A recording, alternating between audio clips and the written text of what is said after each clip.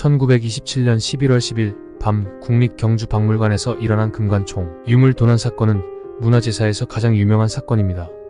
범인은 유물 진열실에 자물쇠를 부수고 들어가 금관을 제외한 나머지 순금 유물들인 과대 요패, 귀고리 팔찌 반지 등을 몽땅 들고 도망가 버린 희대의 사건입니다. 금관이 도난당하지 않은 것이 천만다행인 사건이었죠.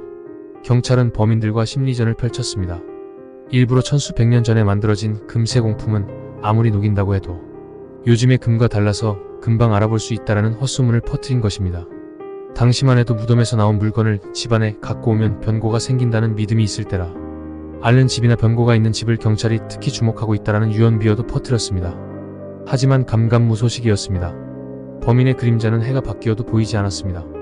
경주 관광객을 유치하는데 불리하다고 생각한 경주 번영회가 당시로서는 거금인 현상금 1천만 원을 내걸기까지 했습니다. 이는 도난 문화재에 대한 최초의 거액 현상금이었습니다. 이렇게 세월이 흐르던 1928년 5월 20일 새벽 5시 한 노인이 경주경찰서장 관사 앞을 지나다가 대문 기둥 밑에서 이상한 보따리를 하나 발견했습니다. 도난당했던 유물들이었습니다. 완전하지는 않았습니다. 반지와 순금 장식 몇 개는 없어졌습니다. 하지만 천만다행이었지요. 그러나 끝내 범인의 행방은 알 수 없었습니다. 기적처럼 돌아온 이 문화재가 현재 국보 88호로 지정되어 국립중앙박물관이 소장하고 있는 금관총 과대화 요패입니다.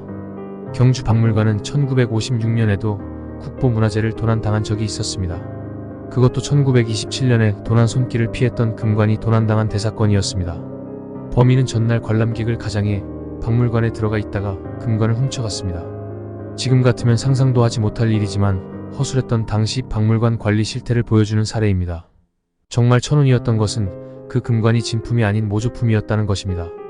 당국에서는 금관이 모조품이라는 사실을 대대적으로 홍보했지만 범인은 그 모조 금관을 보내지도 자수하지도 않았습니다.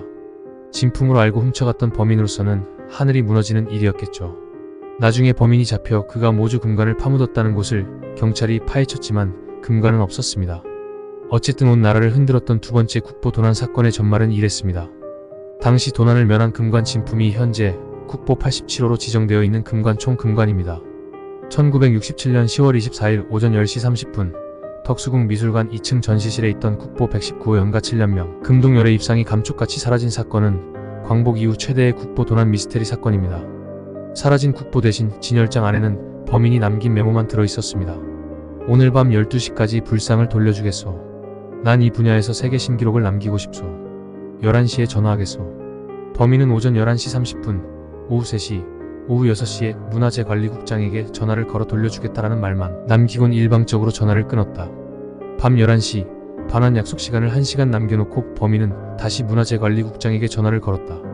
한강철교 제3교각 16, 17번 진목 받침대 사이 모래밭에 있으니 찾아가시오. 바람같이 날아간 경찰은 국보 불상을 회수해왔다. 그러나 이 사건의 범인이 누구인지는 아직도 밝혀지지 않았다. 디지털 시대라는 2003년 5월 15일에 일어난 공주박물관 국보 도난 사건은 우리 문화재 관리의 허점을 그대로 보여준 데 망신이었습니다.